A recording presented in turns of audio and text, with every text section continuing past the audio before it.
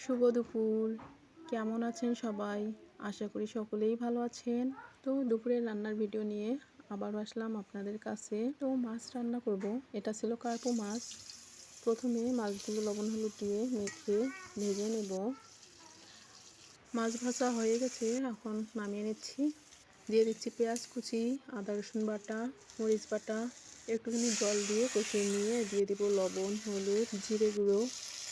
আরও একটু জল দিয়ে ভালো করে কষিয়ে নেব। কষানো হয়ে গেলে দিয়ে দিব ঝোলের জন্য জল। এরপর গরম মশলা দিয়ে মাছগুলো দিয়ে দিব। সব শেষে ধনিয়া পাতা দিয়ে একটু নামিয়ে নেব। এই তো আমার মাছের লুক। এরপর ভেজে নেব মিষ্টি কুমড়ার খোসা, একটা আলুও দিয়েছি কেটে। ভাজি করে খেলে অনেক মজা লাগে। এদিকে ফুলকপিও ভাজি করে নিয়েছি।